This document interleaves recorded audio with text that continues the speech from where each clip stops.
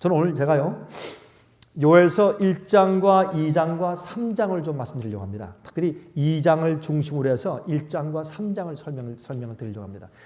이것은 좀 어려운 얘기입니다. 요엘서는 어려운 책입니다. 아까 우리 장로님께서 언급하신 것처럼 요엘서 1장, 2장, 3장은 상당히 해석하고 이해하기가 어려운 책입니다. 그 이유는 요엘서에 있는 이야기가 우리가 살고 있는 이 시대를 두고 말씀한 이야기이기 때문에 그렇습니다. 물론 요엘서는 그 당시 옛날 구약 시대에 있는 말씀을 한 것이지만, 그러나 여러분 아시다시피 신약 성경에 있는, 특별히 요한계시록은 구약 성경에 있는 그 실제 있었던 사건들이나 아니면 구약 성경에서 가지고 온 상징들을 빌려다가 사용한 것을 우리가 압니다. 그래서 구약 성경에는 상징을 이해하지 못하면 이 신약 성경에 있는 요한계시록을 다 이해할 수 없는 것을 우리가 너무나 잘 알고 있습니다. 저는 요엘서 1장, 2장, 3장을 제가 말씀드릴 텐데, 이 긴 장을 어떻게 이 짧은 시간 동안 말씀드리는가 제가 요약해서 말씀드리겠습니다. 그리고 그 중에서 석 장 가운데서 중요한 절만 골라서 읽고, 그리고 여러분께서 꽤 요엘서를 잘 아신다는 전제 하에서 말씀을 드리겠습니다. 그러나 요엘서에 대해서 전혀 모르시는 분이 계신다면 오늘 제 말씀을 듣고 나서 개요만 이해하시지 정말 그게 무슨 뜻인지 확실하게 이해 못하시고 지나가실 분도 있을지 모르겠습니다. 그런 분들은 제 설교를 다시 한번 반복해서 들으시고 이제 연구하는 계기가 되었으면 좋겠습니다. 한 가지 흥미있는 것은요, 베드로가 요엘서 2장에 있는 예언을 자기가 오순절 성령을 받고 나서 설교하면서 요엘서 2장에 있는 그 예언이 지금 너희들이 보는 눈앞에서 이루어졌다라고 적용을 했습니다. 그러므로 요엘서는 1차적으로 우리가 예언서인 것을 이해합니다. 요엘서는 그 당시에 있는 남방 유다의 형편에 대해서 이야기했지만, 또한 그것은 마지막 시대와 또한 베드로가 있었던 그 시대에 이르러서 그 시대의 형편을 이야기해주는 예언으로 기록되었다는 사실을 이 베드로가 사도행전 2장에서 설명한 것을 미루어 보아서 우리가 알 수 있게 된다, 그 말입니다. 그러므로 이렇게 제가 시작할 때부터 말씀드리겠습니다. 요엘서 1장은 교회의 참상을 말합니다. 교회의 말씀의 기근을 말합니다. 교회에 있는 백성들이 굶어 죽어가고 소리 지르는 형편을 말합니다. 그 다음에 먹을 꼴이 없는 참상을 이야기합니다. 요엘서 2장은 회개를 촉구합니다. 나팔절을 선포하라고 말합니다. 나팔절은 대속죄일이 오기 전에 나팔을 부는 것을 말합니다. 그러므로 회개를 촉구하는 이야기가 요엘서 2장에 있습니다. 그때 하나님의 중심이 뜨거워지면서 교회에 성령을 부어줍니다. 성령이 부어질 때 사람들이 하나님께로부터 성령을 받고서 그들이 이제 어떻게 예언을 하기 시작합니다. 바로 그 대목이 바로 이 사도 베드로가 자기들의 이 오순절 경험에 연결시켜서 적용한 대목입니다. 그러나 사도 베드로가 설명한 그 대목은 여러분 요엘서 2장의 그 예언이 그 당시에 파셜리 그저 부분적으로만 성취된 것이지 전체적으로 성취된 것은 아닙니다. 전체적인 성취는 이 마지막 시대, 여러분과 제가 살고 있는 이 시대에 성취될 것입니다. 그러므로 이 요엘서 3장은 심판에 대해서 말하고 있습니다. 성령이 임한 다음에 이 세상에 큰 소리 외침이 있으면 그 다음에 심판이 일어나는 것입니다.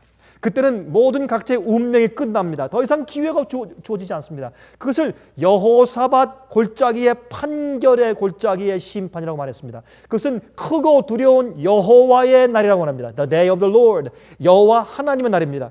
크고 두려운 여호와의 날에 모든 만국 백성을 전부 다 모아서 그들을 국문하고 심판하는데, 어떤 심판입니까? 너희가 왜 내 백성, 내 교회를 괴롭혔느냐라는 것 때문에 심판합니다. 그리고 이 심판은 집행 심판이에요. 하늘에서 지금 책을 펴고 조사하는 심판이 아니고 집행하는 심판이 이루어지는 것을 말합니다. 그런데 흥미있는 것은 우리가 요한계시록 16장을 보면 이 6째 재앙 가운데서 유프라테스 강이 마르면서 어떻게 됩니까? 예? 동방 왕들이 오는 길이 예비가 됩니다. 그 다음에 새 더러운 영에 의해서 어떻게 됩니까? 왕들과 모든 세상의 백성들이 다 어디로 모여오도록 이제 부름받습니까? 아마겟돈이라는 곳으로 모여오도록 부름받습니다. 그래서 아마겟돈 전쟁이 일어납니다. 그 이야기가 요엘서 3장에 있는 이야기입니다. 그러므로 그때는 여호와의 큰 날의 전쟁을 위해서 그들을 모으더라 하라고 말한 것이, 그것이 바로 아마겟돈 전쟁 얘기 아닙니까? 그것이 요엘서 3장 얘기예요. 요엘서 3장에서 여호사밧 골짜기, 심판의 골짜기로 모든 만국을 다 여호와의 심판 날을 위해서 모아오는 장면은, 그것은 유프라테스 강을 마른 다음에 동방왕이 오는 길이 예배되면서 아마겟돈 전쟁으로 모든 만국이 모여지는 일과 똑같은 것입니다. 그러므로 이렇게 말할 수 있습니다. 요엘서 1장은 옛날이나 지금이나 교회에 말씀이 없고 꼴이 없고 진리가 타협된 사람들이 그래서 헐떡이는, 아무거나 막 주워 먹어서 이상하게 비만하게 살쪄버린 참 성령으로 살찐 것이 아니라 타락한 상태에 있는 교회 참상을 말하는 것이 요엘서 1장이기 때문에 옛날에도 적용됐고, 베드로가 이제 이른비 성령을 오순절을 받기 이전에 유대교회 참상을 설명했고, 또한 오늘날 늦음이 성령이 교회에 이르기 바로 이전에 지금 오늘날 교회, 현대교회 참상을 말하는 것이 요엘서 1장입니다. 그래서 지금은 회개를 촉구하고 있고 앞으로 그 심판이 올 것을 말하고 있습니다. 그러다가 성령이 임하시면 큰 빛을 한번 발한 다음에 세상에 드디어 심판이 오는 것입니다. 그 심판 얘기가 요엘서 3장입니다. 요엘서 3장에 있는 이 심판의 만국을 모아서 심판하는 이 여호사밧 골짜기의 심판은 구약 시대에도 한 번도 이루어져 본 적이 없고, 초대교회도 이루어져 본 적이 없고, 중세기에도 이루어져 본 적이 없고, 요엘서 3장은 마지막 시대, 앞으로 우리 시대에만 이루어지고 적용되는 말씀인 것을 우리가 이해할 수 있다고 말입니다. 자, 이제 보십시다. 요엘서 1장입니다. 아마 이만하면 여러분께서 이제 요엘서에 대한 이제 개론을 좀 이해하셨을 것이라고 생각이 됩니다. 1장을 보십시다. 1장 4절. 1장 2절부터 늙은 자들아 너희는 이것을 들을지어다. 땅의 모든 거민아 너희는 귀를 기울일지어다. 너희의 날에나 너희 열조의 날에 이런 일이 있었느냐? 이렇게 교회가 가난해지고 이렇게 타락하고 이렇게 말씀이 없고 영혼들이 헐떡이는 이런 참상이 과거에 있었느냐? 그 말이에요. 여러분, 교회들이 잘 사는 것 같습니까? 잘 사는 것 같습니다. 교회가 크게 지어지는 것 같고 성장하는 것 같고 교인들이 많아 보이고 또 교인들이 부해졌지만 오늘날 같은 영적인 참상이 과거에 있은 적이 있습니까, 여러분? 없습니다. 이것은 고소입니다. 이것은 도전입니다. 이것은 성경 말씀의 도전입니다. 3절 너희는 이 일을 너희 자녀에게 고하고 너희 자녀는 자기 자녀에게 고하고 그 자녀는 후시대에 고할지니라. 4절 팥종이가 남긴 것을 메뚜기가 먹고 메뚜기가 남긴 것을 느시 먹고 느시 남긴 것을 황축이 먹었도다. 이것은 여기에 팥종이, 메뚜기, 넛, 황충은 이것은 각기 다른 메뚜기의 종류들입니다. 여러분, 메뚜기 재앙을 본 적 있으세요? 여러분, 펄벅의 대지란 이제 펄벅 그 이제 미세스 벅이 이제 자기 아버지가, 그분의 아버지가 중국에 선교사로 갔습니다. 그래서 거기서 어린 시절을 보낸 분이었습니다. 그래서 펄벅이 중국에서 보았던 사실을 소설로 한 책이 대지죠. 대지라는 그런 유명한 소설이 있습니다. 근데 그 대지란 유명한 그 소설이 영화화돼서 나온 적이 과거에 있었죠.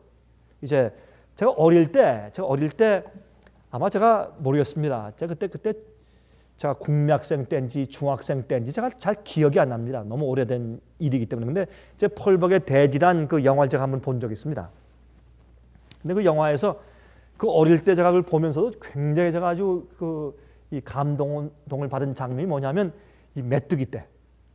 그 영화를 촬영하기 위해서 메뚜기 떼를 쫓아다니면서 그 메뚜기가 딱 와서 이제 날아가는 장면, 아주 그건 실제 그대로 찍었습니다. 그 영화에서 그걸 뭐 특수 촬영을 할 수가 없으니, 그 당시 특수 촬영할 수 있는 기술이 없었으니까. 그래서 그 메뚜기들을 그대로 찍었는데 날아오는데 말이죠, 새카맣게 날아오는데 구름 같아요. 정말 태양을 가려요. 여러분, 여기 이제 2장에 보시면 깜깜해져요. 메뚜기 떼의 움직임을 표상하는 얘기가 나와요. 정말 메뚜기 떼가 날아오는데 깜깜해요. 그냥 막 이건 구름도 그런 구름이 없어요. 온 천지가 깜깜해지면서 태양을 가리니까 너무나 많은 수백만, 수억만인지 모르겠어요. 그런 메뚜기 떼가 쫙 깜깜히 날아오니까 태양이 가려져 버려요. 깜깜해져 버려요.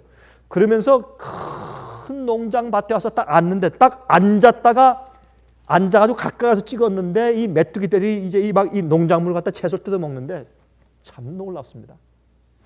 앉아서 몇 시간 뜯어 먹고 또 바람이 부는 대로 가는데, 바람이 또 부니까 좀 날아서 가는데, 딱 앉았다가 몇 시간 앉았다가 바람 불어서 날아가니까 깨끗하게 없어졌어요. 얼마나 숫자가 많은지 한번 앉았다가 가니까 그만 그 밭에 소상이 전혀 없이 아주 쌍들이 말라버렸습니다. 이러한 메뚜기 재앙들이 가끔 그 당시 유대 지방에도 있었습니다. 여기에 교회 참상을 메뚜기 재앙으로 상징하는 겁니다. 마음속에 들어와서 인간 마음속에 자리 잡고 있는 모든 영적인 양식을 전부 앗아가 버리고, 교회에서 영적인 성령 역사를 전부 다 빼앗아 버리고, 참된 진리의 성서적인 말씀을 다 빼앗아가 버리고, 양떼들이 헐떡여 죽어가는 그런 모습을 성경은 말하고 있습니다. 팥조이가 먹고 남긴 것을 메뚜기 떼가 또 오고, 메뚜기가 먹는 것을 느시 또 와서 먹고, 나머지 남은 뿌리를 황충이가 다 먹어버리는, 그 사글이 모든 건초가 다 없어져 버리는 이제 그런 형편을 여기에 말씀하고 있는 것입니다. 5절 보십시오. 무릇 취하는 자들아 너희는 깨어 울지어다.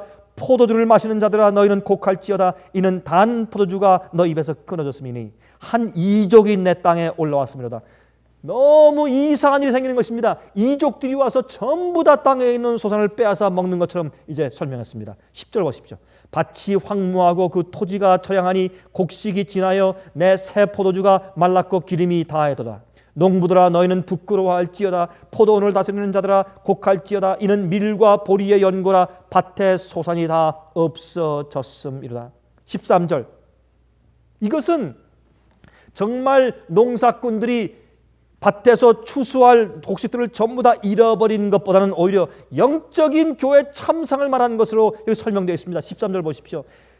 제사장들아 너희는 굵은 배로 동이고 슬피 울지어다. 단에 수종드는 자들아 너희는 곡할지어다. 내 하나님께 수종드는 자들아 너희는 와서 굵은 배를 입고 밤이 맞도록 누울지어다. 이는 소제와 전제를 너희 하나님 전에 드리지 못함이로다. 그들이 이제 이 희생제물 위에 번제단 위에 이제 뭘요? 이제 이 포도주를 붓는 것이 전제였습니다. 소제는 밀가루를 가져오는 것이었습니다. 먹을 것을 가져오고 그 위에 포도주를 부을 정도로 양식과 마실 것이 전혀 끊겨진 상태를 말하는 것입니다. 14절 너희는 금식일을 정하고 성회를 선포하여 장로들과 이 땅 모든 거민을 너희 하나님 여호와의 전으로 몰수히 모으고 여호와께 부르짖을지어다 그랬습니다. 여러분 17절부터 보십시오. 씨가 흙덩이 아래서 썩어졌고 창고가 비었고 곡간이 무너졌으니 이는 곡식이 시들었음이로다. 생축이 탄식하고 소떼가 민망해하니 이는 꼴이 없음이라. 양떼도 피곤하도다. 여호와여 내가 주께 부르짖으오니 불이 거친 들의 풀을 살랐고 불꽃이 밭의 모든 나무를 살랐음이니이다. 들짐승도 주를 향하여 헐떡거리고 시내가 다 말랐고 들의 풀이 불에 탔음이니이다 그랬습니다.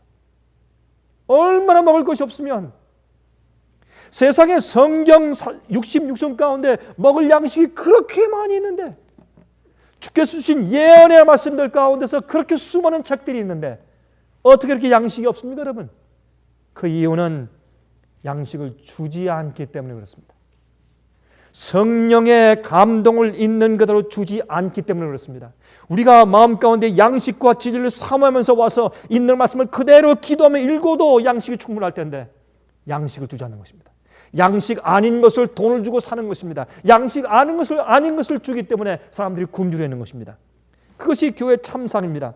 여기 이제 1장으로 설명했어요. 2장 보세요. 2장 1절에 가서 이때 여러분 이러한 형편의 해결책이 어디 있습니까?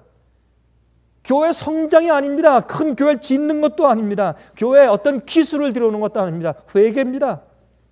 회개가 우리의 해결책입니다. 2장 1절 보십시오. 시온에서 나팔을 불며 나의 성산에서 호각을 불어 이 땅 거민으로 다 떨게 할지니 이는 여호와의 날이 이르게 되면이라. 이제 임박하였으니 그랬습니다.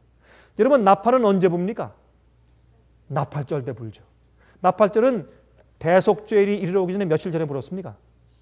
10일 전에 불었습니다. 7월 1일이었습니다. 7월 10일은 대속죄일이기 때문에 7월 1일 날 불었습니다. 나팔절.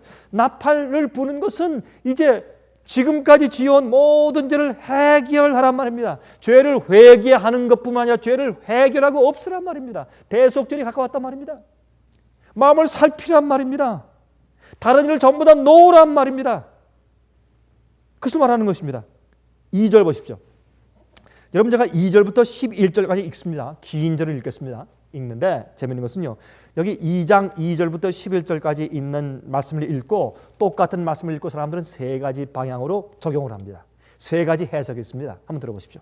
첫 번째 해석은 2절부터 11절까지에 있는 말씀은 이것은 첫 번째 이야기한 1장 4절에 있는 이 메뚜기 재앙을 상징한다. 메뚜기가 군대처럼 새까맣게 날라와서 전부 다 그냥 아주 군대처럼 날라와서 전부 다 먹어버리는, 전부 다 이제 파괴시켜버리는 그런 메뚜기 재앙을 상징한 것이 이제 요엘서 2장 2절부터 11절까지다 말하는 사람들이 있습니다.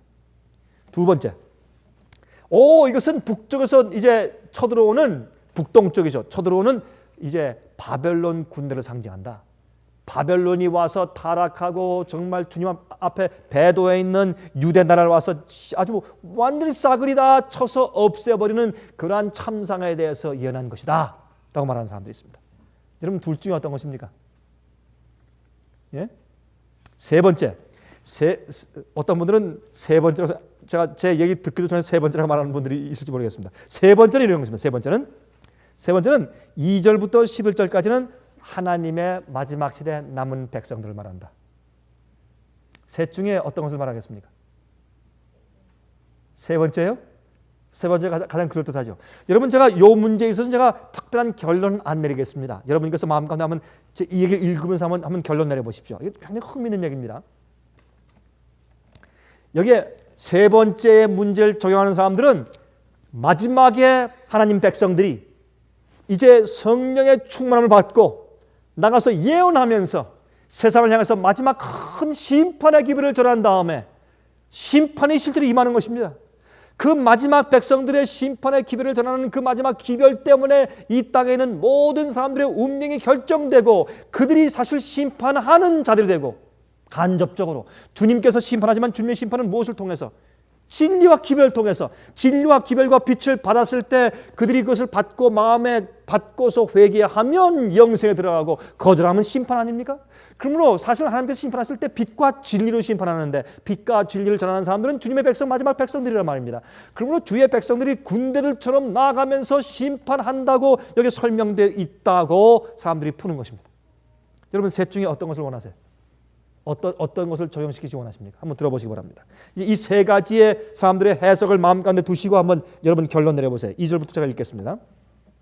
곧 어둡고 캄캄한 날이요 빽빽한 구름이 끼인 날이라. 새벽빛이 산 꼭대기에 덮인 것과 같으니 이는 많고 강한 백성이 이르겠습니다.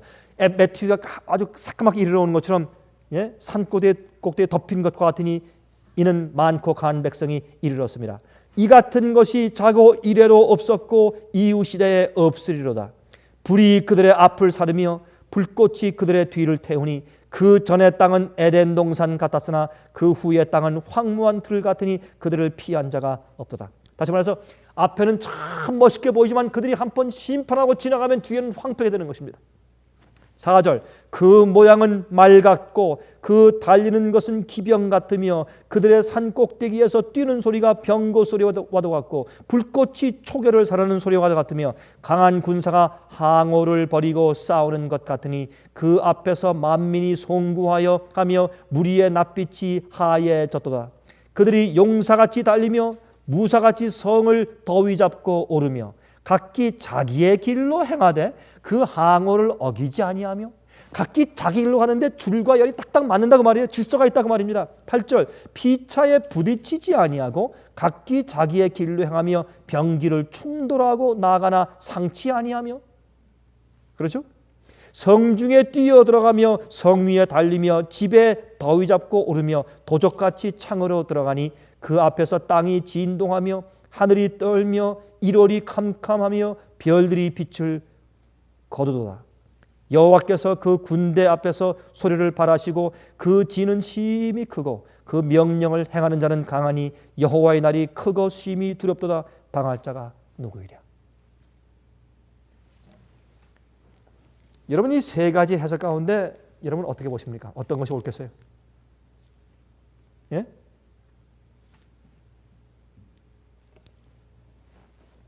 여러분, 이렇게 해서 여기 2장에 있는 것은 하나님의 심판을 이야기하면서 이제 이런 심판이 오기 전에 우리가 회개해야 할 것을 여기서 이제 이야기합니다. 12절부터 봅시다. 12절부터. 여호와의 말씀에 너희는 이제라도 금식하며 울며 애통하고 마음을 다하여 내게로 돌아오라 하셨나니 너희는 옷을 찢지 말고 마음을 찢고 너희 하나님 여호와께로 돌아올지어다.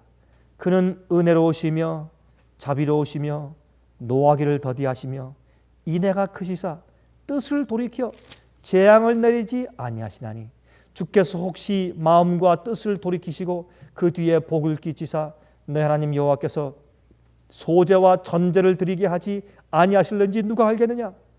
너희는 시온에서 나팔을 불어 거룩한 금식일을 정하고 성회를 선포하고 백성을 모아 그 회를 거룩해 하고 장로를 모으며 소아와 젖 먹는 자를 모으며 신랑을 그 방에서 나오게 하며 신부도 그 골방에서 나오게 하고 여호와께서 수종드는 제사장들은 낭실과 단사에서 울며 이르기를 여호와여 주의 백성을 긍휼히 여기소서 주의 기업으로 욕되게 하여 열국들로 그들을 관할하지 못하게 하옵소서 어찌하여 이방인들로 그들의 하나님이 어디 있느뇨 말하게 하겠나이까 할지어다 그랬습니다. 여기에 여러분 낭실과 단사는 어디입니까? 낭실은 어디에 있습니까? 여러분 성소로 들어갈 때 성소에 그 쳐져 있는 겉에 벽이 있지 않습니까? 겉에 이 성소 뜰을 주위에 쳐 있는 성소 벽이 있는데 그것을 나중에 솔로몬이 성전을 지을 때 벽을 큰 벽으로 만들었죠. 처음에는 그것이 휘장처럼 되어 있는 벽이었습니다. 이제 옮기기 위한, 그렇죠? 나중에 솔로몬이 그것을 이제 다윗이 설계한 그 성소를 솔로몬이 지었을 때 그 주위에 있는 그 벽은 외벽이 휘장이 아니고 진짜 성벽처럼 지었습니다. 그 벽을 굉장히 두껍게 지었습니다. 그 안에 안에는 전부 다 방들이 있었어요. 그 방을 이제 차례로 자기 순서가 되어서 와서 성소 안에 들어가서 봉사하는 일을 하는 제사장들이 먹고 자고 쉬는 그런 제사장들의 방들이었습니다. 그것이 그 제사장들의 낭실이라고 불렀습니다. 그 제사장들의 낭실이었어요. 그래서 성소 벽과 제단 사이, 다시 말해서 성소의 문을 열고 들어오자마자 번제단이 있지 않습니까? 그 단 앞에서 지성소를 향해서 울라고 합니다. 회개하는 것입니다. 어느 앞에서? 바로 이게 이제 이 낭실과 단사에서 우는 것은 예수 그리스도의 십자가 앞에서 우는 것을 상징했습니다. 번제단은 예수님의 십자가를 상징했습니다. 여러분과 제가 마음이 냉랭할 때, 우리가 회개하려고 애를 쓸 때 우리가 아무리 회개를 개인적으로 쥐어짜내도 회개가 되지 않습니다. 울어도 안 되고 소리 질러도 안 됩니다. 막 애를 쓰고 안간힘을 다해도 안 돼요. 주님의 성령의 감화가 우리 마음 가운데 들어와서 회개의 영이 생겨야 합니다. 여러분 십자가 앞에 한번 가보십시오. 여러분 예수님의 십자가에 돌아가시는 갈바리장을 한번 읽어보십시오. 예수님의 순환에 대한 장을 읽어보십시오. 다 이루었다 하신 장을 읽어보십시오. 우리 마음 가운데 우리가 정말 하나님께 가까이 나가는 심정으로, 조용한 심정으로, 우리 마음에 교만 접고 이기심 접고, 여러분 그 주의 반석이 우리 위에 떨어질 때까지 기다리는 것이 아니라 우리가 두 손 들고 나가서 천부여 의지없어서 손 들고 갑니다. 전 옛날에 제가 어릴 때 들은 그 찬송가의 그 찬송이 제 마음 가운데 항상 마음에 감동을 줍니다. 천부여 의지없소서 손 들고 옵니다. 이런 그 다음에 가사 아세요 혹시? 주 나를 박대하시면 내 어디 가리까. 참 좋아요. 저는 그 찬송 가사가 천부여 의지없어서 손 들고 갑니다. 예? 큰 죄에 빠진 날 위해 주 돌아가시고, 여러분 그 찬송 아주 비슷하죠? 영어로 Just as I am, without one plea. Just as I am, without one plea. 단 하나의 변명이나 호소도 없이 그냥 있는 그대로 갑니다. 가서 주님께서 날 위해서 행하신 것을 가만히 명상하고 주님이시 내게 회개의 영을 주십시오. 그때 내게 회개의 영이 생겨요. 그때 눈물이 생기고 그때 회개할 수 있는 것입니다. 회개는 우리가 억지로 우리가 쥐어짜내는 것이 아니죠. 회개케 하시는 주의 영이 있습니다. 그래서 주님께서 나팔을 불고 낭실과 단사에서 십자가를 바라보고 하나님 향해서 울다는 겁니다. 우리 영혼을 깨끗게 해주시기 위해서 울다는 겁니다. 회개시켜 달라고 울다는 겁니다. 하나님께 은혜를 구하는 것입니다. 그게 지성소를 향해서 은혜를 구하는 것입니다. 주님 나를 불쌍히 해주십시오. 우리 상태가 어떠하든지 간에 주님께 은혜를 구하는 것입니다. 주님께서 우리를 회개케 해주셔야 회개할 수 있습니다. 현대 사람들은 너무나 많은 것을 보고 있어요. 너무나 많은 감정적이고 감동적인 것을 보아왔어요. 그래서 현대 기독교인들은 훨씬 더 마음이 완악해요. 여러분 아세요? 무슨 뜻인지? 옛날에 살던 고대 사람들은 말이죠, 우리 현대 인간들이 본 것처럼 그렇게 많이 보고 듣고 울고 우는 경험을, 웃고 울고 우는 경험을, 그런 많은 경험을 해보지 못했어요. 그 당시에는 그런 것들이 없기 때문에 지금은 말이죠, 마귀가요 우리 정서와 우리의 감정을 자극하기 위해서 별 이상한 드라마니 영화니 무슨 뭐니 음악이니 참 갖다 놔서 어떤 만남을 보고서 막 낄낄거리고 한참 자기도 모르게 보고서 계속 웃어요. 그러니까 자기 마음속에 있는 정서가 너무 애지테이트되고 자기 마음속에 있는 정서가 너무 자극이 되어서 나중에 진짜 좋은 일이 있을 때 웃을 그런 웃음보를 다른데 엉뚱한 희극을 보면서 다 터뜨려 버렸어요. 진짜 자식을 보고 웃어야 할 때 웃음이 안 나와요. 이제 피곤하니까. 정서적으로 고갈되고 메말라져 있어요. 여러분 제 말이 무슨 말인지 아십니까? 드라마를 보고서 쓸데없는 일 맨날 울어버렸어요. 여러분 요즘에 한국에 가면요, 아주머니들하고 할머니들은 앉아서 TV에서 드라마 보는 게 취미예요. 그거 없으면 못 산대요. 그 앉아가지고 연속 방송, 옛날에 말이죠. 우리가 옛날에 제가 기억나는데 중학교 때 또 고등학교 때 그 당시에 TV가 별로 성황하지 않던 시대이기 때문에 참 그 얘기하니까 참 우리가 정말 나이가 많이 늙었어요. 그렇죠?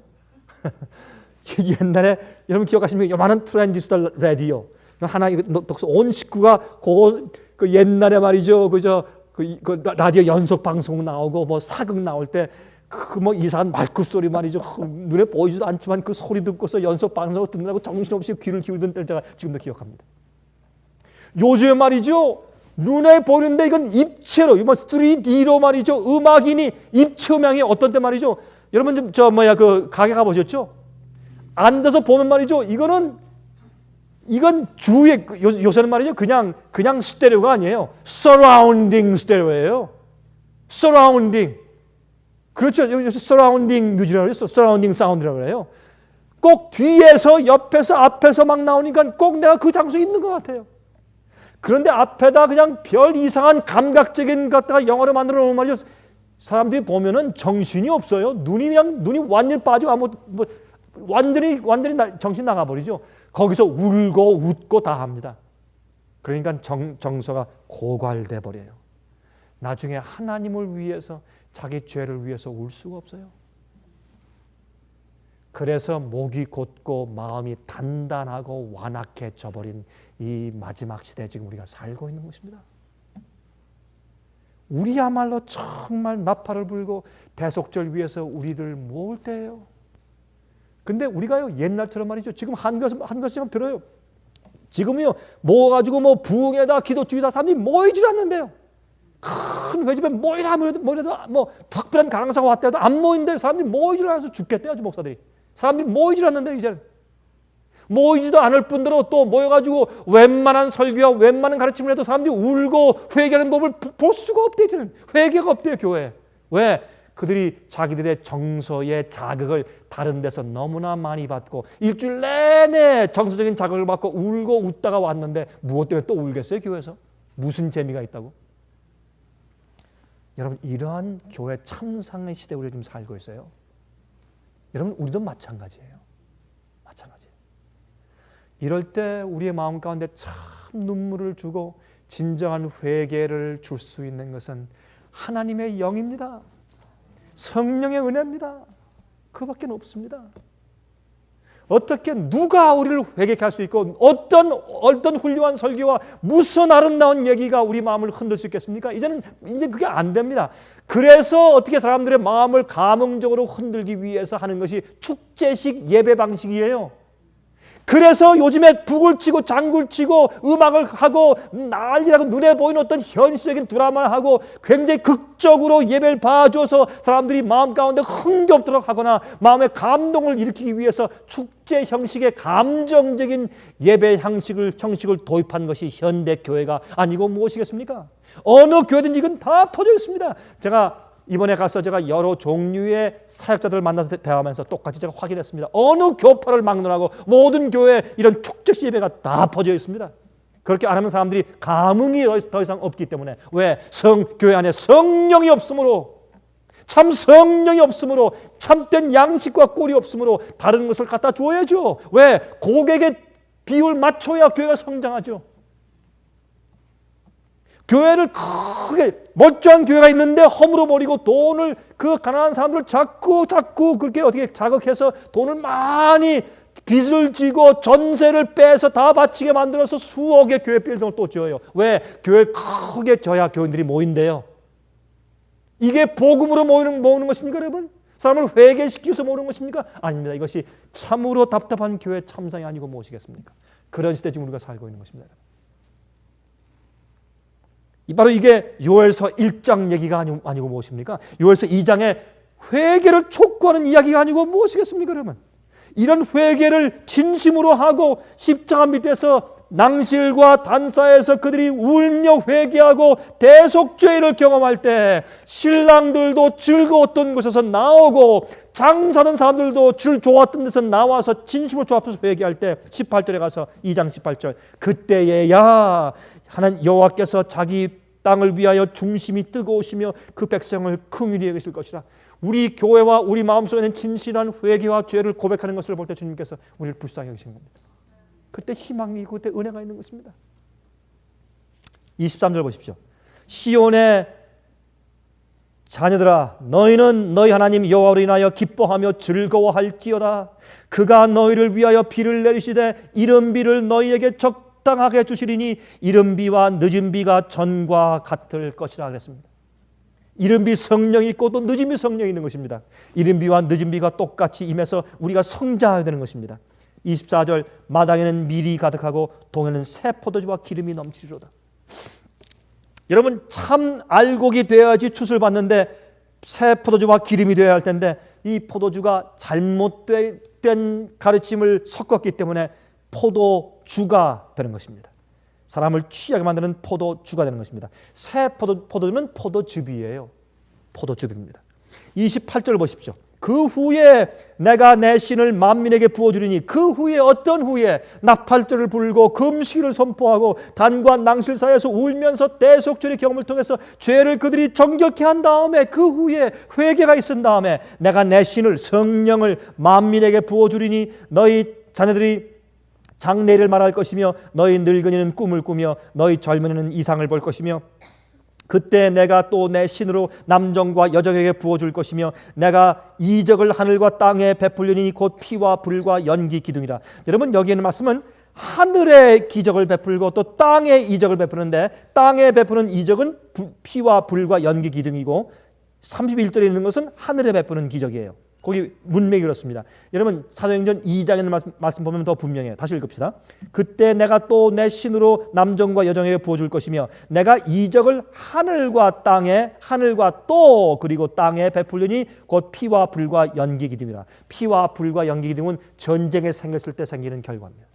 전쟁에 생기면 피를 흘리죠. 불이 나죠.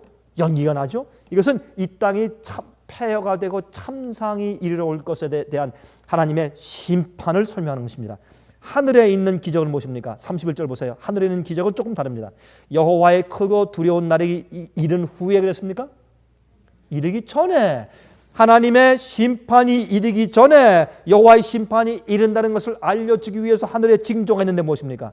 해가 어두워지고 달이 핏빛같이 변하려니와. 이것은 마태복음 24장에 있는 얘기고 또한 요한계시록 6장에 있는 얘기 아니겠습니까? 이것은 해와 달과 별의 징조가 아니겠습니까?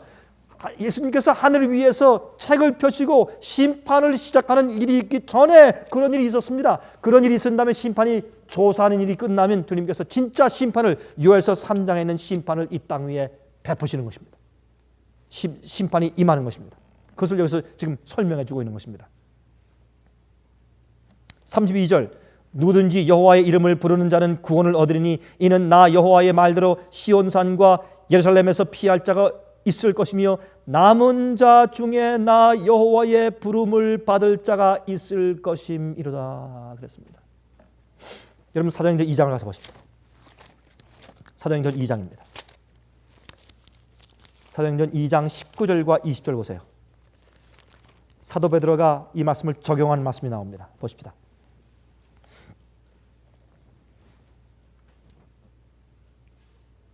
(15절부터) 읽을까요? 14절부터 읽읍시다.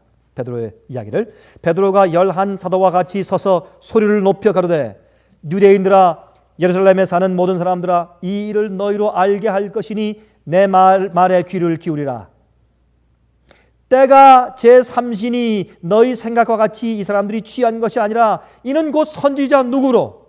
요엘로 말씀하신 것이니 일렀으되 하나님이 가라사대 말세에 내가 내 영으로 모든 육체에게 부어주니 너희의 자녀들은 예언을 할 것이요 너희의 젊은이들은 환상을 보고 너희의 늙은이들은 꿈을 꾸리라. 그때 내가 내 영으로 내 남종과 여종들에게 부어주리니 저희가 예언할 것이요 그랬습니다. 그래서 여기는 말씀 보면 말세에 이 예언이 적용될 것이다 라고 말씀하면서 요엘의 그 예언이 바로 우리에게 적용됐다고 베드로가 설교하는 것입니다.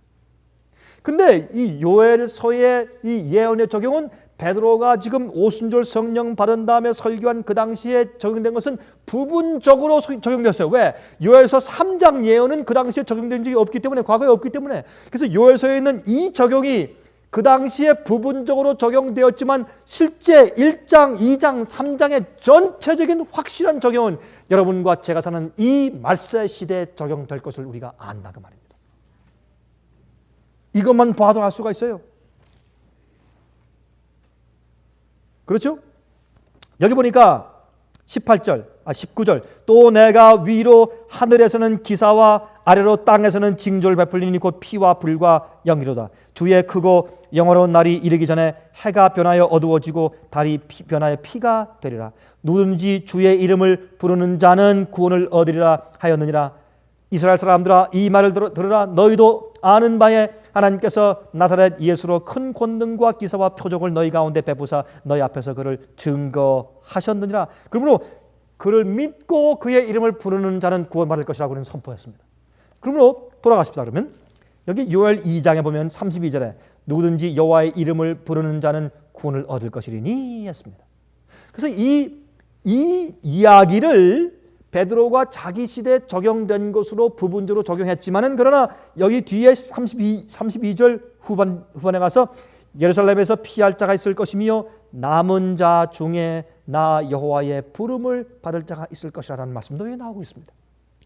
이것은 초대교회가 생기기 위해서 유대교인들이 버림받았을 때 거기서 남아있는 자들이 120명가량이 여러분 다락방 위에서 성령을 받고 그들의 주님의 택함 받은 것으로 적용될 수도 있지만 이것은 말세에 더 많이 적용될 것을 우리가 안다 그 말입니다.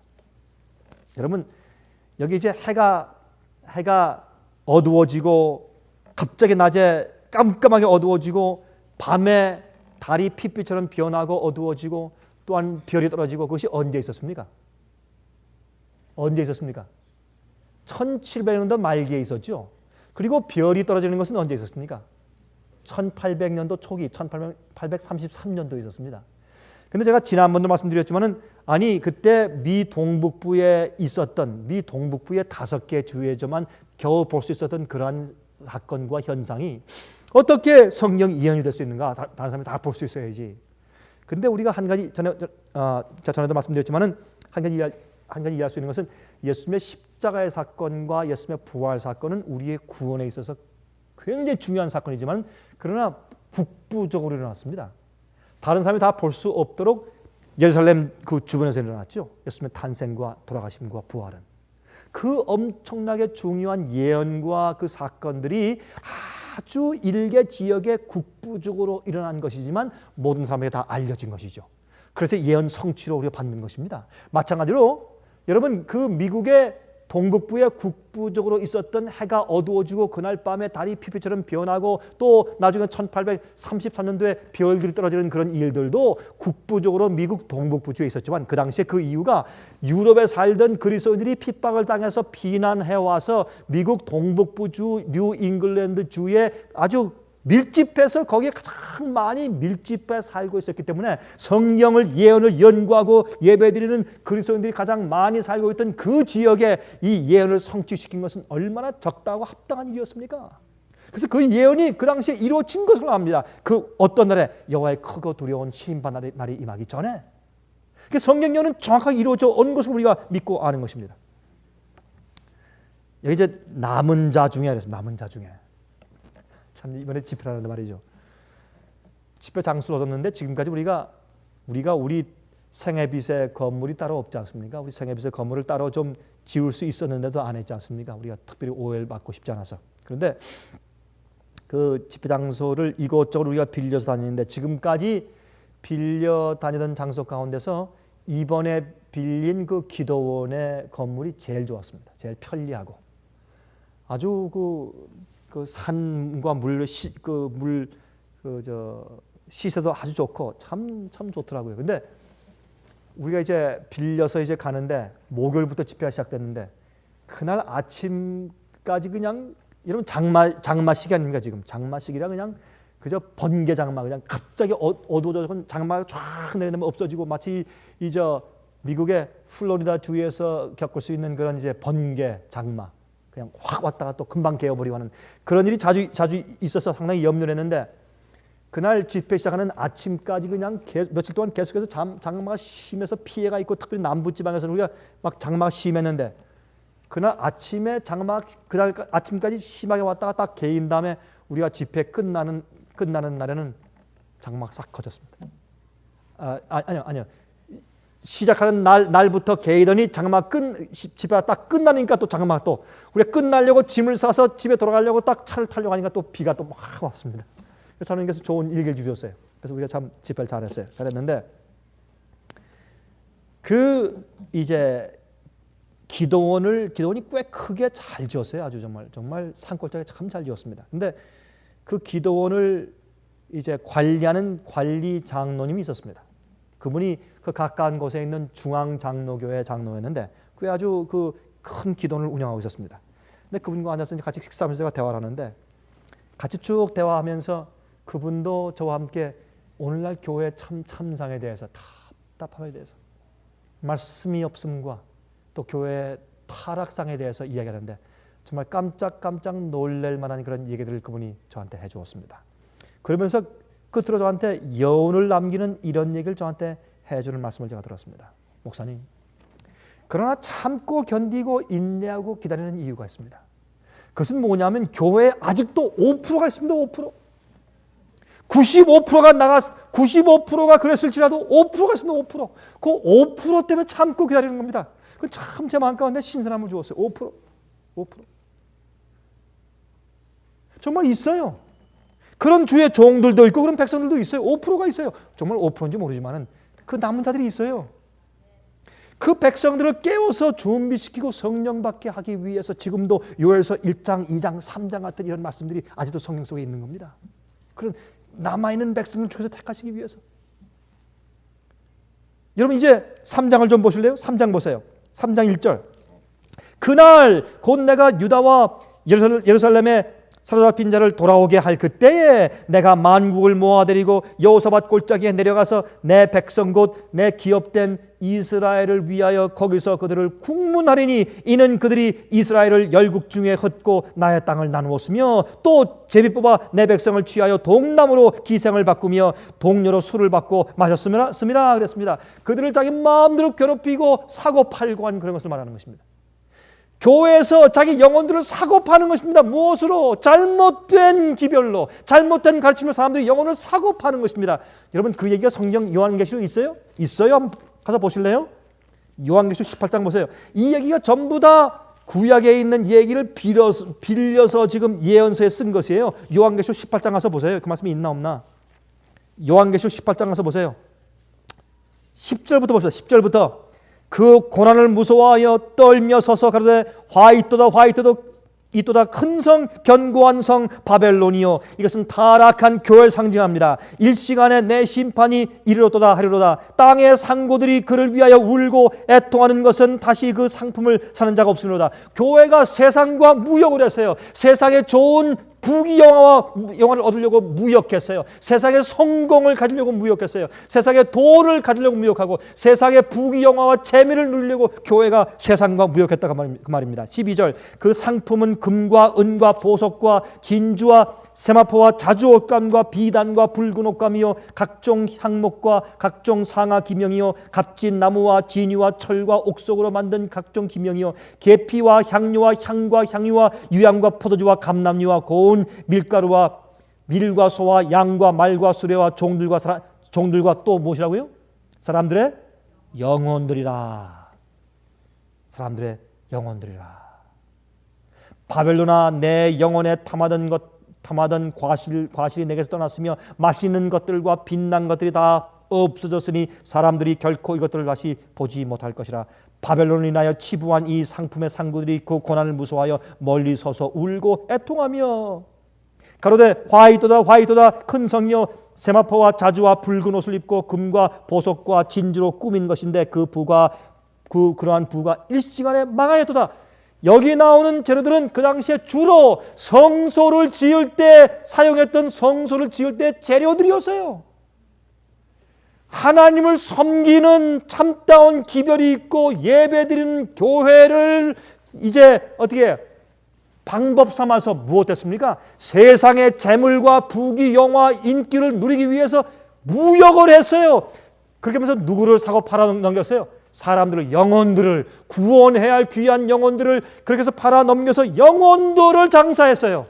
무엇으로? 교회를 가지고 귀한 성소를 바꾸어서 귀신이 거하는 처소가 되겠어요. 그것이 바벨론 아닙니까? 바벨론? 그것이 여러분 요한계시록 18장에 있어요. 보세요. 요한계시록 18장 1절부터 봅시다. 이 일 후에 다른 천사가 하늘에서 내려오는 것을 보니 큰 권세를 가졌는데 그의 영광으로 땅이 환하여지더라. 힘센 음성으로 외쳐 가로되 무너졌도다 무너졌도다 큰 성 바벨론이요 귀신의 처소와 각종 더러운 영에 모이는 것과 각종 더럽고 가증한 새에 모이는 것이 되었도다 그랬어요. 이것이 교회가 각종 더러운 악령들이 모여서 사는 그런 타락한 곳으로 변했다고 설명하는데 이것이 바벨론의 모습입니다. 오늘날 많이 타락한 교회들의 모습이 아닙니까 여러분? 그때 4절 보세요. 또 내가 들으니 하늘로서 다른 음성이 나서 가로되 내 백성아 거기서 어떻게 해서 나와 그의 뭐에 죄에 참여하지 말고 그런 행습을 따라서 같이 하지 말란 말입니다. 그런데 돈을 바치지 말고 그런 일을 같이 하지 말란 말입니다. 또 그의 받을 무엇을 받지 말라? 재앙을 받지 말라 그랬습니다. 그 죄가 하늘에 사무쳤다고요. 이건 굉장한 기별이고 이건 참으로 강력한 기별입니다. 돌아갑시다. 요엘서 3장 돌아갑니다. 이제 저 뒤에 보세요.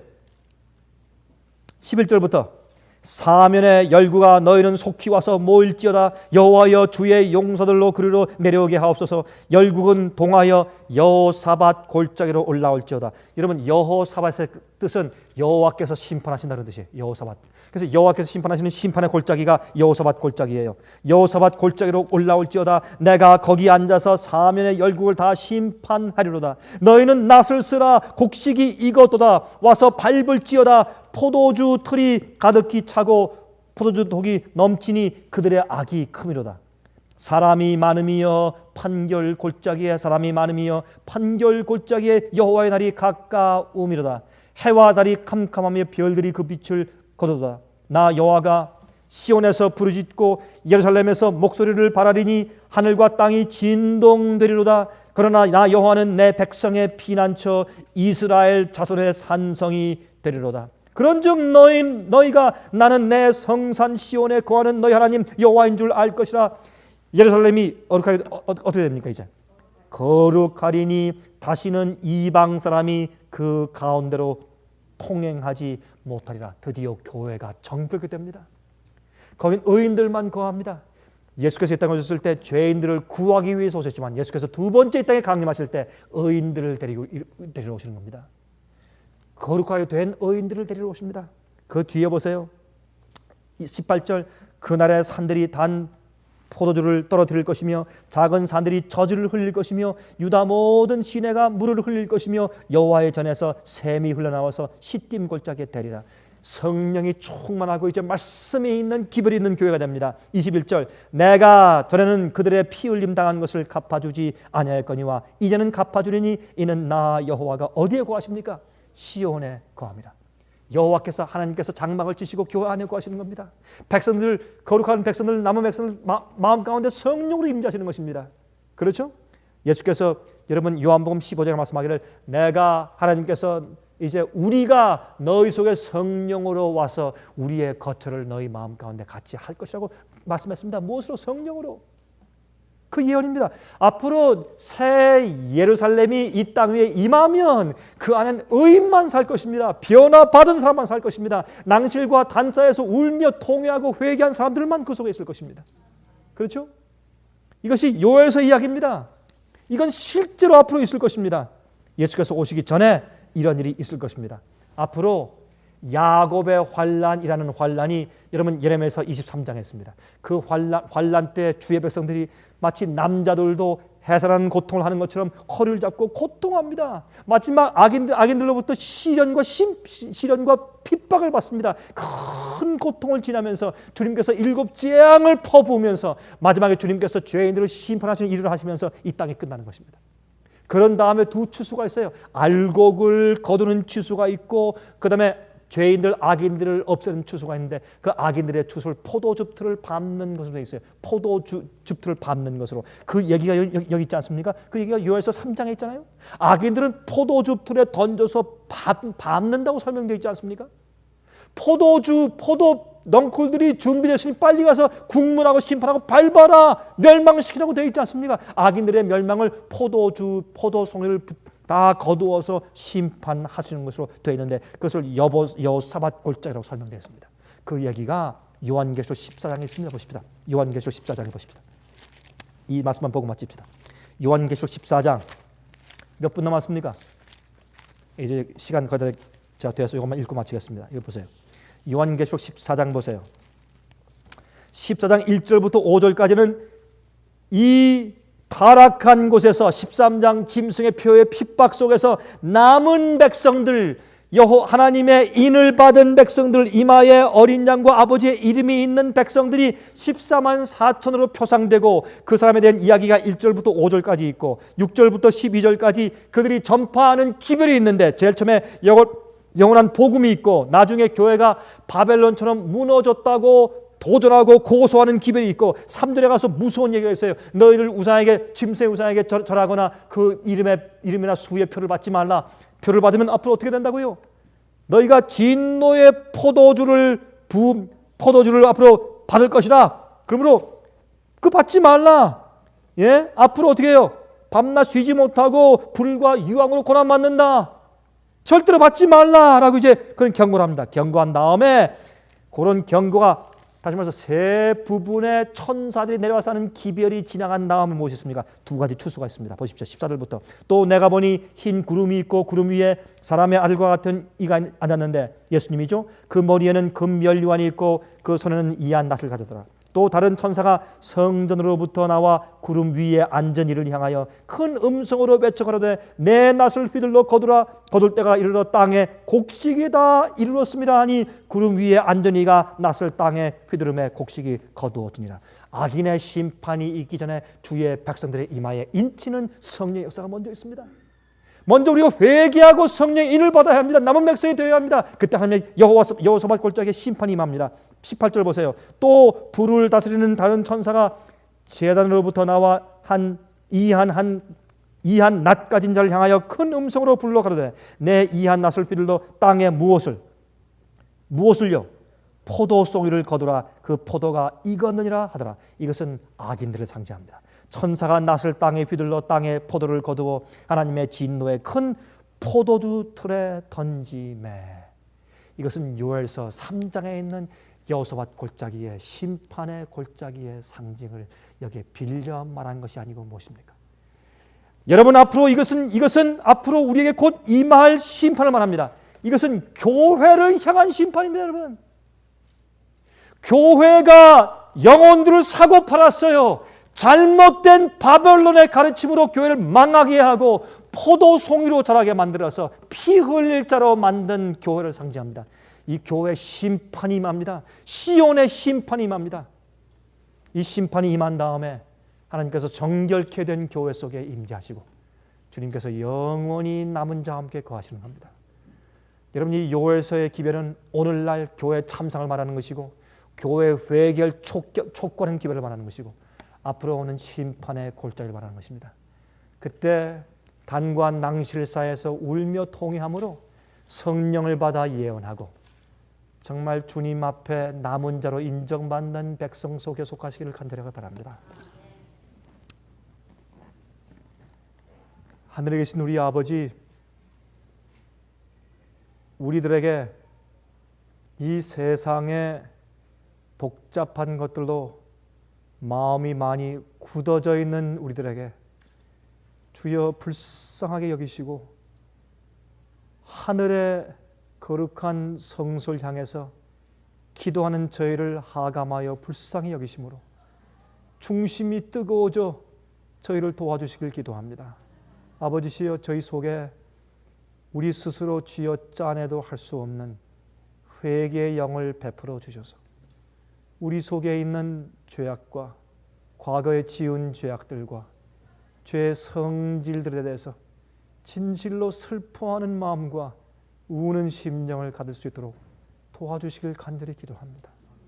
주님이시여, 우리 마음속에 주의 성령의 내재가 항상 있으므로 바벨론의 참으로 참상에서 벗어나올 수 있도록 도와주시옵소서. 꼴이 없어서 헐떡이는 형편 가운데서 우리가 개인적으로 주님과 사귀며 주의 말씀의 거룩한 꼴을 먹음으로 생명의 양식을 받아 먹음으로 늘 의로운 경험을 할 수 있도록 저희를 도와주시길 기도합니다. 주님이시 우리 마음과 몸을 주 앞에 드립니다. 주의 남은 백성으로 삼아 주시옵소서. 저희를 세상에 두지 말고 타락한 교회에 두지 말고 주의 택한 성소 안에 저희를 두시옵소서. 살아계신 예수 그리스도의 거룩하신